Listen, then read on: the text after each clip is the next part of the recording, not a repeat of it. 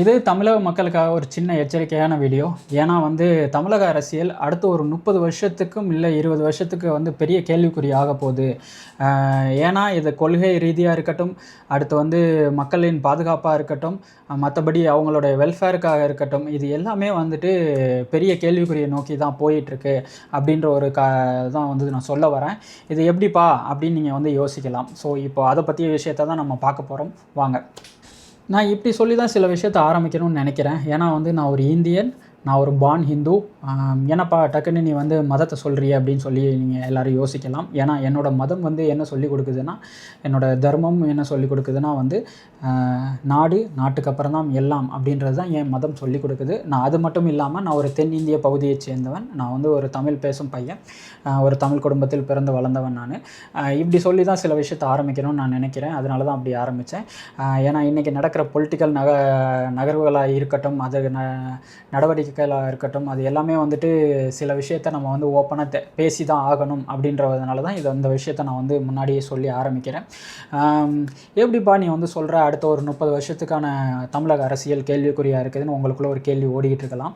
So அதுக்கான பதில் நிறையா இருக்குது. நீங்கள் ஹிஸ்ட்ரி பின்னால் போய் வரலாறை பார்த்துருந்தாலும் சரி, இன்றைக்கி நடக்கிற நிகழ்வுகளெல்லாம் பார்த்தீங்கன்னாலும் உங்களுக்கு நிறையா புரிய வரும் அப்படின்ற ஒரு நோக்கத்தோடு தான் இந்த விஷயத்தை நான் உங்களுக்கு சொல்கிறேன். ஃபர்ஸ்ட் ஆஃப் ஆல் இன்றைக்கி நடக்கிறது ஆல்மோஸ்ட் டிவிகே கவர்மெண்ட் 100 நாள் வந்துட்டாங்க. ஸோ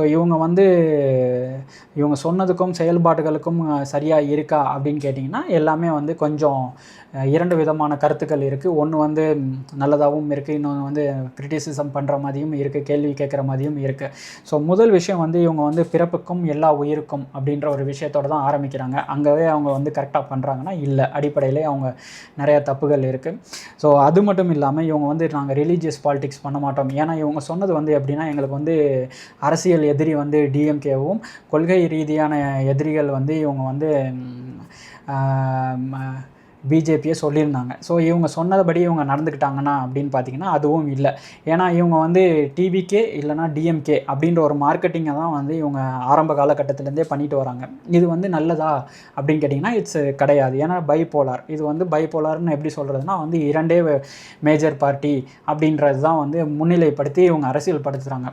ஸோ இந்த 2 பார்ட்டின்றது நடத்துகிறது இப்போயா அப்படின்னு கேட்டிங்கன்னா இல்லை. இது நீங்கள் பின்னாலேருந்து காலகட்டத்திலேருந்து பார்த்துக்கிட்டிங்கன்னா அது நிறையா இருந்திருக்கும். ஃபர்ஸ்ட் ஆஃப் ஆல் இங்கே இதை டிவிக்கே இவங்க நாங்கள் மத அரசியல் நாங்கள் பண்ண மாட்டோம்னாங்க ஃபஸ்ட். ஆனால் அவங்க அமைச்சர்கள் நடந்துக்கிற நடவடிக்கைகளும், அவங்க சொல்கிற மத ரீதியாகவும் தமிழ் மொழியை கொச்சைப்படுத்துகிற மாதிரி அவங்க சொல்கிற சில விஷயங்கள், இது எல்லாமே அவங்க சைட்லேருந்து தான் அவங்க பண்ணுறாங்க. அது மட்டும் இல்லாமல் ஒரு ஸ்டேட்டோட சபாநாயகராக இருந்துட்டு அவர் ஒரு ஆன்டி அபார்ஷன்ஸ் இது ரேலிக்கு போய் அவங்க கேம்பெயின் பண்ணும்போது அது சரியாக அவர் ஒரு தனிப்பட்ட ரீதியாக அவர் ஒரு மத ரீதியாக அவர் மற்ற இதில் பண்ணும்போது ஓகே. பட் ஆனால் இவர் ஒரு எம்எல்ஏவாக இருந்து அதுக்கப்புறம் அதுக்காக இவர் ஒரு சபாநாயகராக ஆகும்போது இங்கே பயங்கர கேள்விக்குறியாகுது. அவர் தனிப்பட்ட நம்பிக்கையில் அவர் மத ரீதியாக போகும்போது கேள்வி கிடையாது. பட் இப்படி இருக்கும்போது நிறைய கேள்வியை எழுப்புது அப்படின்றது தான் உண்மையான இது. இதனால தான் நான் உங்களுக்கு முன்னாடியே நான் எந்த மதம் அப்படின்றத ஒரு விஷயத்த சொன்னேன். ஸோ இது சொல்லினா நீங்கள் உங்களுக்குள்ள ஒரு கேள்வி வரணும். அவங்களோட மதம் எதை ஃபஸ்ட்டு சொல்லி கொடுக்குது அப்படின்ற ஒரு விஷயத்தை நீங்கள் உங்களுக்குள்ள ஒரு கேள்வியை கொண்டு வந்துட்டிங்கன்னா இங்கே நிறையா பாலிடிக்ஸான விஷயங்கள் இங்கே அங்கேயே முடிஞ்சிடும் அப்படின்னு தான் ஒன்று சொல்லிடுவேன். உங்களுக்கான பதிலும் கிடச்சிரும் அப்படின்னு தான் நான் சொல்லுவேன். பட் அதை நீங்கள் இல்லை, நீங்கள் நம்ம ஒரு செக்யூலராக இருக்கணும் அப்படின்னு நீங்கள் நினச்சிங்கன்னா அது உங்களோட இது, அது கருத்து. அதுக்கு நான் எதுக்கும் எதிர்மறையாக இல்லை. ஸோ இப்போது இந்த டிவிகே கவர்மெண்ட் இந்த ஆன்டி அபார்ஷன்ஸ், ஸோ இவங்க வைத்திருக்க கொள்கை, டிவிகே வைத்திருக்க கொள்கை தலைவர்களுக்கும் இவங்க நடந்துக்கிறதுக்கும் இந்த anti abortion it's right for woman. இவங்க உமன் ரைட்ஸை பற்றி சொல்கிறாங்க, தலைவர்களை வைத்திருக்காங்க, உமன் ரைட்ஸ் பற்றி பேசுனாங்க, சேஃப்டி பேசுனாங்க. ஸோ அதுபடி அவங்க நடந்துக்கிட்டாங்கன்னா இல்லை. ஸோ என்னப்பா இவங்க சிங்கப்படை ஆரம்பித்தாங்க, சேஃப்டி இருக்குது, பப்ளிக் சேஃப்டி கொஞ்சம் கொஞ்சமாக இன்க்ரீஸ் பண்ணுறாங்க அப்படின்னு நீங்கள் சொன்னாலும், பட் அடிப்படை இந்த விஷயத்தில் இது ஒரு உமன் ரைட்ஸ், ஒரு பெண்களுக்கான ரைட்ஸ். அதை இவங்க இவர் மட்டும் தனிப்பட்ட முறையில் சபாநாயகராக போயிருந்தாருன்னா பிரச்சனை இல்லை. இவங்க பின்னாடி பின்னாடி இவங்க சார்ந்த ஒரு கட்சி இருக்குது. ஸோ அங்கே ஒரு பிரேக் ஆகுது. ஸோ இது மட்டும் கரெக்டாக பண்ணுறாங்களா இல்லையா அப்படின்னா, இவங்க ஒரு பெண், நான் என்ன சொல்லுவேன்னா, இன்றைக்கி இருக்கிற பாலிடிக்ஸ் வந்து எப்படி இருக்குது, டிஎம்கே வர்சஸ் டிவிகேல வந்து ஒரு பெண்களை வந்து ஒரு வெப்பனாக யூஸ் பண்ணுறாங்க அப்படின்னு தான் நான் நினைப்பேன். ஏன்னா வந்து எது எடுத்தாலும் இந்த நடிகர் என்னப்பா 2 நடிகர்ன்றீங்களே, அப்படி 2 பேரும் நடிகர் தானே, யோசிச்சு பாருங்கள் 2 பேருமே. ஏன்னா இவங்க 2 பேரும் வந்து போய் ஒரு ஆயுதத்தை எடுத்துகிட்டு போய் எல்லையில் போய் எதிர்நாட்டுக்காரங்க கூட சண்டை போட்டோ எது பண்ணல. 2 பேரும் இங்கே ஒரு இவர் ஒரு 50-60 படம் நடித்தார், இவர் ஒரு 10-15 படத்துக்கு நடிச்சார். இப்படி தான் வந்து இவங்க வந்துட்டு அரசியலுக்கு வந்திருக்காங்க. ஸோ இதனால் வந்து இதை சொல்கிறதுனால பெரிய இதெல்லாம் கிடையாது. ஸோ இவர் என்ன பண்ணுறாருன்னா, இந்த நடிகர் வந்துட்டு இன்னொரு நடிகையை வைத்து லிங்க் பண்ணி பேசுகிறாங்க. ஸோ இந்த பக்கம் இருக்கிற இவரோட ஆட்கள் வந்து என்ன பண்ணுறாங்கன்னா, இவங்க இன்னொரு ஹீரோயினை லிங்க் பண்ணி இவங்க ஒரு பக்கம் பேசுகிறாங்க. ஸோ இது வந்து இவங்க சைடில் உள்ள அமைச்சருமே வந்து ஒரு சோஷியல் மீடியாவில் போஸ்ட் போடுற அளவுக்கு இவங்க பேசுகிறாங்கன்னா, இது எது மாதிரியான அரசியலை நோக்கி தமிழ்நாடு நகர்ந்துக்கிட்டு இருக்கு, அது ஒரு கேள்வி ஆகுது. இவங்க வந்து அடுத்த உங்களோட குழந்தைகளுக்காக இருக்கட்டும், என்னோட குழந்தைகளாக இருக்கட்டும், இவங்க தான் வந்து அடுத்த வெல்ஃபேரோ பாலிசிஸோ வந்துட்டு கொண்டு வர போகிறாங்க. ஸோ இப்பேற்பட்ட ஆட்கள் வந்து உங்கள் குழந்தைகளுக்கான எதிர்காலத்தை நோக்கி அவங்க பண்ணும்போது, இது எதை நோக்கி நம்ம அரசியல் பண்ணுறோம், எந்த மாதிரி அரசியல் நம்ம தமிழ்நாட்டில் போயிட்டுருக்கு அப்படின்ற ஒரு கேள்விக்குரிய ஆகுது. ஸோ அதை விட்டுருங்க. அது மட்டும் இல்லாமல் இன்னொன்று வந்து டிவிகே பிளேயிங் சாஃப்ட் கார்னர் அப்படின்னு தான் நான் ஒன்று சொல்லுவேன். ஃபஸ்ட்டு விஷயங்கள் என்னன்னு சொல்ல போனோம்னா, டிவிகே பிளேயிங்கை நாங்கள் வந்து ஒரு ஜெயலலிதா அம்மையார் அவர்கள் ஆட்சியை கொடுக்குறோம், நாங்கள் அவங்களோட ஆட்சியை கொடுக்குறோம் அப்படின்னு வந்து இவங்க ஒரு விஷயத்தை பண்ணும்போதும் அவங்க வந்து இவங்க ஏடிஎம்கே இதை வந்து நாங்கள் சொல்கிறோம் அப்படின்னு வந்து இவங்க சொல்கிறாங்க. ஸோ அப்படி சொல்லும்போதும் அம்மையார் ஆட்சி அவர்களுக்கும் இவங்க ஆட்சிகளுக்கும் நீங்கள் பார்த்தீங்கன்னா எப்படி சொல்கிறதுனா வந்துட்டு கொஞ்சம் கூட நம்ம அதை வந்து குறிப்பிட்டு பேச முடியாது. இவங்களோட திட்டங்களாக இருக்கட்டும், இவங்க செயல்படுத்தின விஷயங்களாக இருக்கட்டும், இவங்க பெண்களுக்கு கொடுத்த உரிமையாக இருக்கட்டும், இதை எதுவுமே வந்து டிஎம்கேயோ டிவிகேயோ இந்த டிவிகே வந்து சொல்கிறாங்க, நாங்கள் வந்து ஏடிஎம்கேயோட இதை தான் பண்ணுறோம், அம்மாவோட ஆட்சியை தான் தரோம் அப்படின்றது சொல்கிற போது இவங்க 1% கூட இவங்க தரலன்னு தான் நான் வந்து சொல்லுவேன்.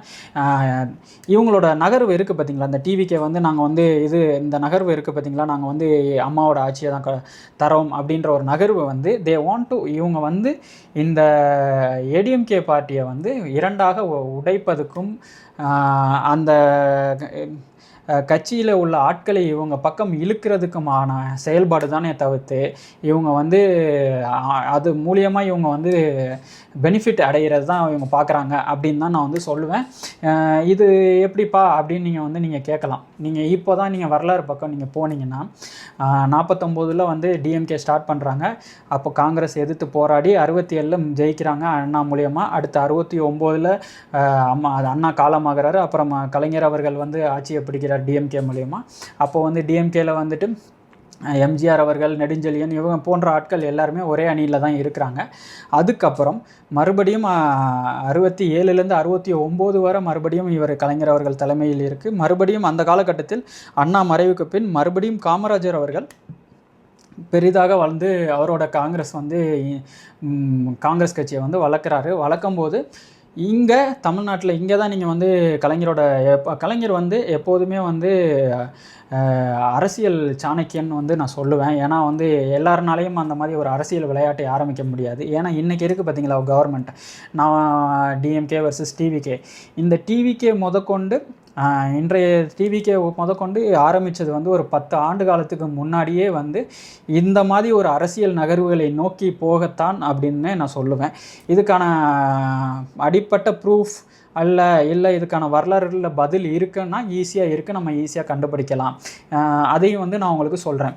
ஸோ இப்போ பார்த்தீங்கன்னா காங்கிரஸை எதிர்த்து எப்படின்னா இவங்க யாரு கூட டிஎம்கே வந்து எந்த கவர்மெண்ட் சரியில்லை, ஹிந்தி திணிப்பு இந்த மாதிரி போராட்டத்துக்கெல்லாம் வந்து எதிர்த்து எந்த கவர்மெண்ட்டுக்கிட்ட இவங்க சண்டை போட்டாங்களோ அதே கவர்மெண்ட்டுக்கிட்ட இவங்க கூட்டணி வச்சு மறுபடியும் காங்கிரஸில் காமராஜரை எதிர்த்து ஜெயிச்சு கலைஞர் அவர்கள் ஆட்சியை பிடிக்கிறார். கலைஞர் ஆட்சியை பிடித்த அடுத்த 1-2 ஆண்டுகளிலேயே வந்து எம்ஜிஆர் அவர்களுக்கும் கலைஞர் அவர்களுக்கும் கருத்து வேறுபாடு காரணமாக பிரிகிறாங்க. பிரிஞ்சதுக்கப்புறம் அதுக்கப்புறம் இந்த பக்கம் நீங்கள் பார்த்தீங்கன்னா மறுபடியும் ஏடிஎம்கே ஸ்டார்ட் பண்ணுறாங்க. இவங்க ஆரம்பிச்சிருக்காங்க, எம்ஜிஆர் அவர்களால் ஆரம்பிக்கப்பட்ட கட்சி. ஸோ இங்கேருந்து நீங்கள் இப்போ நிறைய விஷயத்தில் நீங்கள் பார்க்கணும். ஏன்னா வந்து இங்கே தான் வந்து பைபோலரைஸ்டே வந்து பயங்கரமாக ஸ்டார்ட் ஆகுது. ஒன்று இவங்க 2 பேருக்கான கொள்கை வந்து ஒரே மாதிரியானதாக கொள்கை தான். தலைவர்களும் ஒரே மாதிரியான தலைவர்களை தவிர்த்து வேறு எந்த விதமான டிஃப்ரெண்ட்டு பெருசாக கிடையாது. ஸோ இந்த பக்கம் பார்த்தீங்கன்னா அடுத்த 5 ஆண்டுகளில் எம்ஜிஆர் வந்து மறுபடியும் சிஎம் ஆகிறாரு. சிஎம் ஆகி அடுத்த 10-13 ஆண்டுகளுக்கு கலைஞரால் எதுவுமே பண்ண முடியவில்லை. அவர் பெரிதாக எம்ஜிஆரை எடுத்து அரசியல் பண்ணவில்லை. இந்த இடத்துல எப்படி சொல்லணும்னா வந்து இவங்க 2 பேரும் நல்ல நண்பர்கள். அதே நேரத்தில் அரசியலில் வந்து நிரந்தர நண்பர்களும் கிடையாது, நிரந்தர எதிரிகளும் கிடையாதுன்னு சொல்லுவாங்க. அதுக்கு வந்து நல்ல முன் உதாரணமும் இவங்க 2 பேருமே சொல்லலாம். ஏன்னா எம்ஜிஆர் ஆட்சியில் இருக்கும்போது கலைஞர் அவர்கள் பெரிதாக வந்து எம்ஜிஆரை எதிர்த்து அரசியல் செய்யவே இல்லை. சில நகர்வுகள் இருந்ததே தவிர்த்து அது பெரிதாக இது பண்ணாரு. ஸோ எம்ஜிஆர் மறைவுக்கு பின் மறுபடியும் வந்து டிஎம்கே வந்து ஆட்சியை பிடிக்கிறாங்க. ஸோ அந்த நேரத்தில் மறுபடியும் ஏடிஎம்கே வந்துட்டு 2ஆக பிளக்குது. அங்கே ஜானகி அம்மாள் ஒரு பக்கம், இந்த பக்கம் நீங்கள் பார்த்தீங்கன்னா அம்மையார் அவர்களை நோக்கி பின்னாடி ஒரு ஒரு கூட்டம் அமையுது. ஸோ கடைசியில் 1 வருஷங்கள் வந்து பிரசிடென்ட் ஆட்சி நடக்குது. அதுக்கப்புறம் மறுபடியும் டிஎம்கே ஆட்சியை பிடிச்சி இது பண்ணுறாங்க. அந்த காலகட்டத்தில் மறுபடியும் அம்மையார் அவர்கள் கட்சியை வளப்படுத்தியிருக்காங்க. இங்கே பார்த்தீங்கன்னா இதுக்கு முன்னாடி பார்த்தீங்கன்னா எம்ஜிஆர் அவர்களுக்கும் கலைஞர் அவர்களுக்கும் நடந்த அரசியல் போர் வந்து டிஃப்ரெண்ட்டான ஒரு இது, யார் அதிகமாக இதை செய்கிறது அப்படின்ற ஒரு விஷயத்தில் போயிட்டு இருந்தேன். அப்படியே நீங்கள் இங்கே வந்தீங்கன்னா அதே மாதிரி தான் இருக்கும். அம்மையார் அவர்களுக்கும் இவங்களுக்கும் பார்த்தீங்கன்னா இவங்க யார் கொள்கை ரீதியாகவும் சரி அரசியல் ரீதியாகவும் சரி எப்படி இவங்க அதிகப்படியான மக்களுக்கு சேவைகளையும் இதை செய்கிறாங்க அப்படின்ற ஒரு நகர்வுகள் தான் நடந்துக்கிட்டு இருந்தது. ஸோ இவங்க 2 பேர் அரசியலுக்கு நகர்வுகளும் காரசாரமாக இருந்தது. இன்றைக்கி வந்து நீங்கள் யோசித்து பார்க்கலாம். சில விஷயங்கள் வந்து இங்கே நடந்த அரசியல் வந்து கொஞ்சம் ஈகோ இருந்த அரசியல்னு நான் சொல்லுவேன். ஏன்னா டிஎம்கேக்கும் அம்மையார்களுக்கும் நடந்த வந்து கொஞ்சம் ஈகோ தகுந்த மாதிரி அரசியல் நடந்து கொண்டு தான் இருந்தது. ஏன்னா இப்போ வந்து சொல்கிறாங்க நீங்கள் வந்து கலைஞர் அவர்களை பேரை சொல்லி எதுவும் பேசக்கூடாது அப்படின்ற ஒரு சட்ட சபையில் வந்து நீங்கள் சொல்லும்போது இங்கிட்ட டிஎம்கேல எந்திரிச்சு பயங்கரமாக வந்து சண்டை போடுறாங்க. ஆனால் அன்றைய காலகட்டத்தில் அனைத்து ஏடிஎம்கே மினிஸ்டராக இருக்கட்டும் அம்மையார் அவர்களும் எல்லாருமே வந்து இவரோட கலைஞர் அவர்கள் பேரை சொல்லி தான் வந்துட்டு, என்னதான் இருந்தாலும் மூத்த தலைவர், நான் அவரோட பேரை சொல்ல விரும்பலை, கலைஞரனே நான் சொல்ல ஆசைப்பட்றேன். பட் ஆனால் அவரோட பேரை சொல்லி தான் வந்து சட்டசபையில் நிறைய பேசியிருக்காங்க. ஸோ இது எல்லாமே வந்துட்டு இந்த இந்த இந்த நோக்கம் இருக்குது பார்த்தீங்களா. இங்கே வந்து ஸ்டாப் பண்ணிட்டு இப்போ இங்கே தமிழ்நாட்டில் கரண்ட்டாக நடக்கிறத போய் பாருங்கள். ஏன்னா இங்கே உங்கள் பேரெல்லாம் சொல்லக்கூடாது அப்படி இப்படின்னு சொல்கிறாங்க. இங்கே வந்து இருக்க நீங்கள் பார்த்துக்கிட்டிங்கன்னா டிஎம்கே வந்து ரொம்ப இன்னும் அரசியலில் ஸ்ட்ராங் ஆகுறாங்க. அடுத்த 20-30 வருஷத்துக்கு அரசியல் பண்ணுறதுக்காக ஸ்ட்ராங் ஆகுறாங்க அப்படின்னு தான் சொல்லுவேன் உதயநிதி அவர்கள் தலைமையில். ஏன்னா புது லீடர், புதுதாக நல்ல இளம் ஆட்களை வச்சு நல்ல டீமை உருவாக்குறாங்க அப்படின்னு தான் டிஎம்கே சொல்லுவேன். ஸோ இது என்னப்பா அவங்க வந்துட்டு போகட்டுமே அப்படின்றத வந்து நீங்கள் ஈஸியாக கடந்துட்டு போயிட முடியாது. ஏன்னா வந்து நீங்கள் அடுத்த ஆல்ரெடி 50, 60, 70 ஆண்டுகளாக நீங்கள் ஒரே ஆளுக்கள் பின்னாடி போயிட்டுருக்கீங்க, ஒரு குடும்பத்துக்கு பின்னாடி போயிட்டுருக்கீங்க. ஸோ இப்போது இந்த இடத்துல வந்து புதிதாக இருந்தால் தான் விஜய் வந்துட்டாரே அப்படின்னா உங்களுக்கு விஜய் அவர்கள் கவர்மெண்ட்டுக்கும் இன்றைக்கி சிஎம் விஜய் அவர்கள் கவர்மெண்ட்டுக்கும் அடுத்து உதயநிதி அவர்கள் வரப்போகும் கவர்மெண்ட்டுக்கும் பெரிய வித்தியாசம் கிடையாது. ஏன்னா வந்து இவங்க 2 பேர் தலைவர்களுமே ஒருத்தரை வந்து வளர்த்துக்கிறாங்க. அரசியல் ரீதியாக அடுத்த ஒரு 30 ஆண்டுகளுக்கு அரசியல் பண்ணுறதுக்காக இவங்க 2 பேரும் சரியான இளம் தலைவர்கள், இவங்க 2 பேரையும் வளர்த்துக்கிறாங்க. ஸோ இது வந்து ஒரே மாதிரியான பாலிசிகளும் ஒரே மாதிரியான அரசியல் நகர்வுகளை நோக்கி தான் போகுமே தவிர்த்து தமிழ்நாட்டில் இன்னொரு புதிதாக ஒரு ஐடியாலஜி வரவும் அதை நோக்கி மக்கள் நகர்வதுக்கும் ரொம்ப கண்ட்ரோல்டாக இருக்குது, நகர விடாமல் இவங்களுக்குள்ளே வச்சுருக்காங்க. அதனால தான் வந்து இதை வந்து ஒரு இலுமினாட்டி குரூப்புன்னு சொல்லுவேன். ஏன்னா இப்போ நீங்கள் பின்னால் டக்குன்னு இங்கே 1980 போனோம் எம்ஜிஆர் அவர்கள் மறைவுக்கு அப்புறம் நீங்கள் பார்த்தீங்கன்னா கலைஞர் கூடவே இருந்த சில விசுவாசிகள் கட்சி ஆரம்பிக்கிறாங்க. அது 3 விதமான கட்சிகள் ஆகுது. ஒன்று வந்து அது வந்து ஒரு 1, 2, 3 இப்போ 3 வைகோ அவர்கள் ஒரு பக்கம், விசிகே ஒரு பக்கம், அடுத்து வந்து பாமக. இவர்கள் எல்லாமே ஒரு 2 ஆண்டு 3 ஆண்டு காலகட்டத்தில் ஒரு கட்சியை ஆரம்பிக்கிறாங்க. இது ஒரு பக்கம் ஆரம்பிக்குது. இந்த பக்கம் அம்மையார் அவர்கள் அவங்கள வலுப்படுத்திக்கிட்டு அடுத்து அம்மையார் இருக்காங்க, அடுத்து டிஎம்கே வராங்க, அம்மையார் இருக்காங்க, டிஎம்கே வராங்க. இப்படியே வந்துக்கிட்டு இருக்க காலகட்டத்தில் மறுபடியும் 2001 2006 வரை அம்மாவுக்கு சொத்து குவிப்பு வழக்குகள், அடுத்து அம்மா உள்ளே போகிறாங்க. அதுக்கடுத்து பன்னீர்செல்வம் அவர்கள் வந்து ஆட்சியில் கொஞ்ச நாள் இருக்காங்க, முதலமைச்சராக இருக்காங்க. ஸோ மறுபடியும் 2006லேருந்து 2011 மறுபடியும் டிஎம்கே வந்து ஆட்சியை பிடிக்கிறாங்க. இங்கே எப்படின்னா, இந்த இடத்துல நீங்கள் பார்த்தீங்கன்னா அதிகப்படியான அப்போஸ் வந்து டிஎம்கே வந்து ஏடிஎம்கே மேலே வைத்தது வந்து எப்படின்னா, அம்மா வந்து கொடநாடு விசிட். ஸோ அவங்க வந்து கோடநாடுக்கு அடிக்கடி போகிறாங்க அப்படின்ற ஒரு இதை வந்து அவங்களுக்கு உடல்நிலை சரியில்லையா, அவங்களுக்கு என்ன ஆச்சு அப்படின்ற ஒரு கேள்விக்குறியான நிறையா விஷயங்கள் வந்து பின்னாடியே ஓடிக்கிட்டு இருக்கு. ஸோ இப்போது இந்த இடத்துல நீங்கள் ஓகே இவ்வளோ தூரம் நீங்கள் வந்து வரலாறோட கதையெல்லாம் கேட்டுக்கிட்டு இருக்கீங்க. இப்போது இன்னொரு விஷயம் சொல்கிறேன். எப்போதுமே ஒரு தலைவர் வந்து தாழ்ந்து போகும்போது இன்னொரு தலைவர்களை வந்து உருவாக்கிடுவாங்க. அது வந்து நீங்கள் வந்து பார்த்தீங்கன்னா எம்ஜிஆராக இருக்கட்டும், அதுக்கு முன்னாடி எம்ஜிஆர் மறைவுக்கு அப்புறம் பார்த்தீங்கன்னா டக்குன்னு இங்கே இந்த பக்கம் இவங்க உதயமாகிறது அம்மையார் அவர்கள், இந்த பக்கம் கலைஞர் கூட விசுவாசமாக இருந்தவர்கள் வந்து தனித்தனியாக வெளியில். இது வந்து கைண்ட் ஆஃப் ஓட்டை பிரிக்கிறது. ஸோ ஓட்டை பிரித்து அதே மாதிரி இவங்க சைடே இதை வச்சுருக்கிறதுக்காக ஒரு செயல்பாட திட்டமாக தான் நான் பார்க்குறேன். இது வந்து எல்லாருனாலையும் இந்த பாலிடிக்ஸ் பண்ண முடியாது. அதனால தான் வந்து கலைஞர் அவர்களோட ஒரு நகர்வுகளும் அடுத்த 20-30 ஆண்டுகளுக்கு இவர்கள் அரசியல் செய்வதற்கான ஆணியாக இருக்கும் அப்படின்றது தான் வந்து நான் உங்களுக்கு முன்னாடியே சொல்லிகிட்டே வந்தேன். அதனால தான் அவரை வந்து அரசியல் சாணக்கியன் அப்படின்றத வந்து நான் சொன்னேன். ஸோ அவரை எதிர்த்து இங்கிட்டு அரசியல் செய்வது வந்து சாதாரண இது கிடையாது. ஸோ இப்போ இந்த இடத்துல பார்த்தீங்கன்னா 2006-2011 காலகட்டத்தில் பார்த்தீங்கன்னா அப்போஸ் பண்ணுறாங்க. அதே காலகட்டத்தில் தான் வந்து ரொம்ப சாஃப்ட் கார்னராக இருந்த ஒரு பெரும் நடிகர் தளபதி விஜய் அவர்கள். இவர் வந்து விஜய் மக்கள் இயக்கம் அப்படின்றத வந்து 2009 காலகட்டத்தில், அதுவும் புதுக்கோட்டையில் ஆரம்பிக்கிறார். அது என்னோடய சொந்த மாவட்டம், அங்கே தான் ஆரம்பிக்கிறாங்க. நான் அவரை நேரடியாக அங்கே பார்த்து அதுக்கப்புறம் ஒரு மீட்டிங்கில் நான் வந்து அவரை பார்க்குறேன். ஆனால் அவரை நேரடியாக நான் சந்திக்கலை. ஒரு மீட்டிங் நடக்குது, அதில் வந்து நான் போய் ஒரு ரசிகனாக வந்து நான் அவரை பார்த்து சந்தித்தேன். ஸோ இது ஒரு பக்கம் இருக்கட்டும். ஸோ இந்த 2011 இப்போது இந்த பக்கம் நீங்கள் வந்து பார்க்கணும். இங்கே எதுக்கு நான் வந்து சிஎம் விஜய் வந்து சாஃப்ட் கார்னர் டுவோர்ட்ஸ் விஜய் வந்து சிஎம் வந்து எதனால் சாஃப்ட் கார்னராக இருக்கார் டிஎம்கே கூட அப்படின்றது சொல்கிறதுக்கான சில வரலாறு ரீசனும் இருக்குது. ஸோ 2009 இவர் வந்து விஜய் மக்கள் இயக்கம் ஆரம்பித்து இவங்க தளபதியோட தந்தையார் அவர்கள் வந்து ஸ்டேட்மெண்ட் கொடுக்குறாங்க. நாங்கள் வந்து வர எலெக்ஷன்ஸில் வந்து நாங்கள் வந்து ஏடிஎம்கேக்கு ஆதரவாக செயல்படுவோம் அப்படின்ற ஒரு இது வந்து கொடுக்குறாங்க. ஸோ அது கொடுத்து அதோடு முடிஞ்சுதா அப்படின்னு நீங்கள் நினைக்கலாம். ஸோ இது வந்து ஒரு ஓப்பன் ஸ்டேட்மெண்ட்டாக இருந்தாலும் பட் அவங்க வந்து நாங்கள் ஆதரவு தெரிவிக்கிறது வந்து ஏடிஎம்கேக்கு அப்படின்னு சொல்லிட்டு இவர்களோட நகர்வுகள் எல்லாமே வந்து ஏடிஎம்கேவுக்கு எதிராக தான் இருந்தது. இப்போது விஜய் அவர்கள் வந்து செயல்பாடுகளாக இருக்கட்டும், அவர்களுடைய படங்களாக இருக்கட்டும், எல்லாமே வந்து ஏடிஎம்கேவுக்கு எதிராக தான் இருந்ததை தவிர்த்து எந்த ஒரு செயல்பாடுகளும் வந்து இவர் வந்து டிஎம்கேவுக்கு எதிராக இருந்தது அப்படின்னே நான் வந்து சொல்ல மாட்டேன். ஸோ ஃபஸ்ட்டு விஷயம், விஜய் மக்கள் இயக்கம் இவங்க ஆரம்பித்து 2009 ஆரம்பிக்கிறாங்க. அடுத்த 10 ஆண்டு காலம் பார்த்திங்கன்னா இவரோட படங்கள் வரிசைகள் எல்லாம் பார்த்திங்கன்னா காவலன், வேலாயுதம், தலைவா, இது 2013 எல்லாருக்கும் தெரிஞ்சிருக்கும் இது எவ்வளோ ஒரு பெரிய இஷ்யூ ஆணுச்சு அப்படின்னு. அதுக்கப்புறம் அவருடைய படங்கள் எல்லாமே அரசியல் ரீதியான தாக்கம் யார் மேலே இருந்ததுன்னா ஏடிஎம்கே நோக்கி அதிகமாக 80% அரசியல் விஷயங்கள் எல்லாமே வந்து கரண்ட்டில் இருந்த ஏடிஎம்கே கவர்மெண்ட்டை நோக்கி அவர் செயல்படுத்தின கேள்விகளும் சரி, இவர்களுடைய செயல்பாடுகளும் இருந்தது அப்படின்னே சொல்லலாம். அதுக்கான வரலாறு சிறப்பு கத்தியாக இருக்கட்டும், பிகில் படமாக இருக்கட்டும், மெர்சல் படமாக இருக்கட்டும், இது எல்லாமே அதை நோக்கி தான் இருந்தது.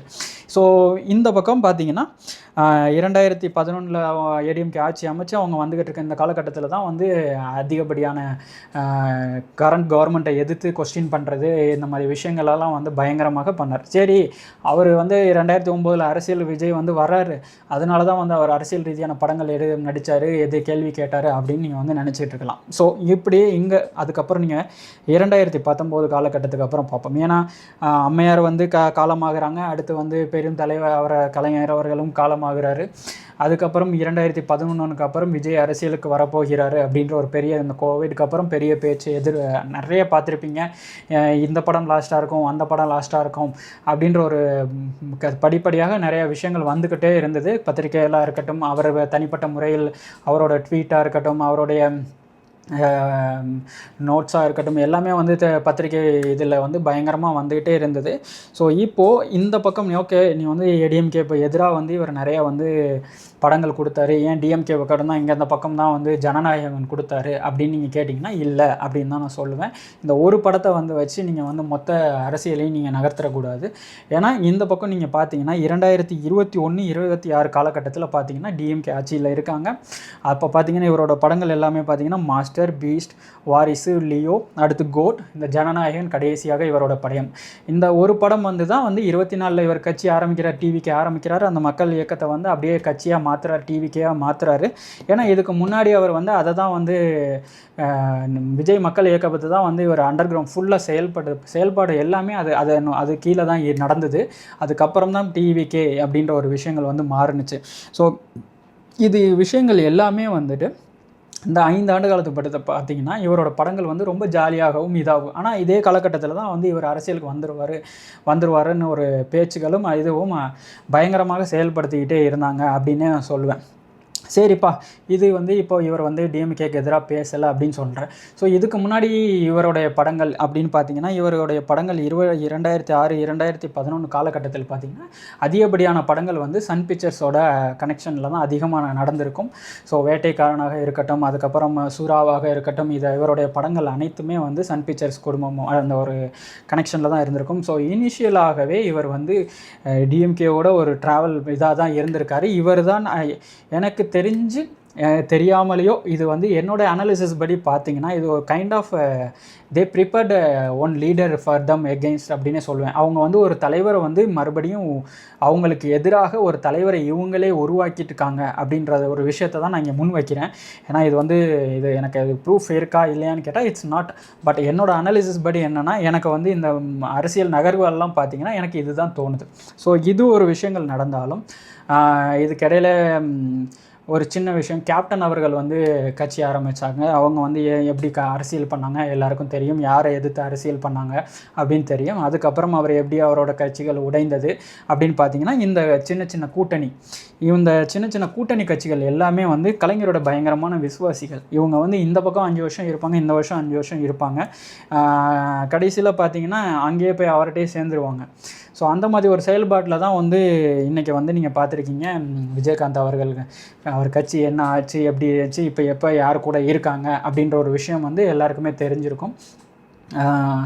ஸோ இது எல்லாத்தையும் அரசியல் நகர் இது எல்லாம் ஒரு பக்கம் பார்த்தீங்கன்னா இந்த 2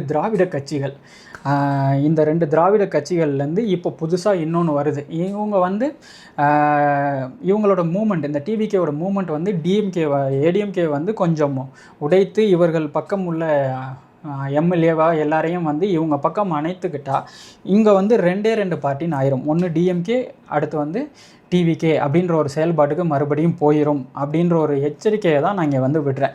ஸோ நீ வந்து என்னப்பா இதை வந்து நீ ஏடிஎம்கேக்கு சப்போர்ட் பண்ணுறியா அப்படின்னு கேட்டேன்னா இல்லை, அது வந்து நான் வந்து அரசியல் நகர்வுகளை பயங்கரமாக அதை நோக்கி தான் நான் வந்து அதிகமாக இது பண்ணுறேன். ஏன்னா இப்போது இவங்க வந்து நாங்கள் கரப்ஷன் பண்ண மாட்டோம் அப்படின்னு சொல்லியிருக்காங்க டிவிகே. பட் ஆனால் வந்து அவங்க வந்து வச்சுருக்க fully corrupted one of the full corrupted ministers in ADMK அப்படின்னு கேட்டிங்கன்னா விஜயபாஸ்கர் அவர்களாக இருக்கட்டும், இந்த குட்கா அவராக இருக்கட்டும், ஸோ இவங்க இன்னொரு மினிஸ்டர், இவங்க எல்லாரையும் இவங்க பக்கம் வந்து இப்போ அணைச்சி வச்சுருக்காங்க. இன்னும் சில எம்எல்ஏக்களை இவர்கள் பக்கம் அணைக்கிறதுக்கான விஷயங்கள் வந்து நடந்துக்கிட்டு தான் இருக்குது அப்படின்னே வந்து நான் சொல்லுவேன். இதுக்கு வந்து யாருப்பா ஏஜென்ட்டு அப்படின்ற ஒரு இது உங்களுக்கு ஒரு கேள்வி இருக்கலாம். இந்த மாதிரி விஷயங்களுக்கு எதிரான ஏஜென்ட் வந்து இட்ஸ் கைண்ட் ஆஃப் இந்த லாட்ரி குரூப். இந்த லாட்ரி குரூப் வந்து ஏடிஎம்கேவுக்கும் டிவிகேக்கும் உள்ள கொண்டு வர அனைத்து விதமான செயல்பாடுகளையும் அவங்க பண்ணுறது. அதே மாதிரி டிஎம்கேயும் டிவிகேயையும் ஒரு இரு மாபெரும் கட்சிகளாக உருவாக்குவதற்கும் இவங்களுக்கு செயல்பாடுகள்லையும் இவங்களோட கனெக்ஷன் இருக்குது அப்படின்றது தான் நான் வந்து சொல்லுவேன். ஏன்னா வந்து இதுக்கு முன்னாடி நீங்கள் வந்து நிறைய நியூஸ்கள் பார்த்துருப்பீங்க, நிறைய செயல்பாடுகளை பார்த்துருப்பீங்க. அது எல்லாமே வந்து இவங்க 2 பேரையும் உருவாக்கினால் இரண்டாவதாகவோ மற்ற கொள்கை கட்சிகள் எதுவும் தமிழ்நாட்டில் வளர முடியாது. ஸோ அடுத்த ஒரு 30 வருஷத்துக்கும் இப்படி தான் போகும். இது வந்து தமிழ்நாட்டுக்கு நல்லதான்னு கேட்டிங்கன்னா கண்டிப்பாக கிடையாது. ஸோ அதனால தான் வந்து நான் சொல்கிறேன், இவங்களும் புதிது கிடையாது. டிஎம்கே ஒரு பக்கம் அவங்க ஒரு பக்கம் வந்துக்கிட்டே இருப்பாங்க, டிவிகேயும் ஒரு பக்கம் அவங்கள வளர்த்துக்கிட்டு தான் இருப்பாங்க. ஸோ இது இவங்க 2 பேரும் வந்து ஓகே இவங்க இல்லைனா இவங்க இல்லைனா இவங்க அப்படின்ற மக்கள் அடுத்த ஒரு 30 வருஷத்துக்கு போகும்போது தமிழ்நாடோட அரசியல் வந்து பெரிய கேள்விக்குறி ஆகுது அப்படின்னு தான் என்னோட கருத்து. ஸோ உங்களுக்கு இல்லைப்பா இது தவறுதால நீ யோசிக்கிறீங்க அப்படின்னு நீங்கள் உங்களுக்கு எதனா கருத்து இருந்தாலும் நான் என்னோடய இமெயில் ஐடி கொடுத்துருக்கேன். உங்களோட கருத்துக்கள் நீங்கள் தாராளமாக தெரிவிக்கலாம். உங்களோட கமெண்டில் நீங்கள் வந்து தாராளமாக தெரிவிக்கலாம். இது வந்து ஒரு தமிழ்நாடு பாலிடிக்ஸ் வந்து ஒரு புதிய இலுமினாட்டி குரூப்பை நோக்கி தான் போகுது அப்படின்னு தான் நான் சொல்லுவேன். ஏன்னா இப்போ இருக்கிற சின்ன சின்ன கட்சிகளாக இருக்கட்டும் இந்த பெருங்கட்சியை நோக்கி தான் வந்து இவங்க இல்லைனா இவங்க அப்படின்ற ஒரு விஷயத்தில் நோக்கி தான் போவாங்க. ஸோ இந்த சாஃப்ட் கார்னர் டிவிகே அப்படின்ற ஒரு விஷயத்தை நான் வந்து சொன்னேன். விஜய் அவர்கள் ரொம்ப சாஃப்ட் கார்னராக டிஎம்கேல இருந்திருக்காங்க. ஸோ இவங்களே அவங்கள வளர்த்துருப்பாங்களா அப்படின்னு கேட்டால் அது வந்து அதுக்கான பதில் வந்து எனக்கு ப்ரூஃபாக இல்லை. பட் ஆனால் வந்து வரலாறில் சில விஷயத்தெல்லாம் நம்ம பார்க்கும்போது கண்டிப்பாக தோணுது இது வந்து கண்டிப்பாக டிஎம்கே கண்ட்ரோலில் தான் வந்து தமிழக அரசியலே இருக்குது அப்படின்றது தான் நான் வந்து சொல்லுவேன். ஸோ உங்களுக்கு இது வேறு மாதிரியான கருத்துக்கள் உங்கள் மனசில் இருந்தால் கண்டிப்பாக எனக்கு கூட ஷேர் பண்ணுங்கள். பாய் அஜித் விக்கி.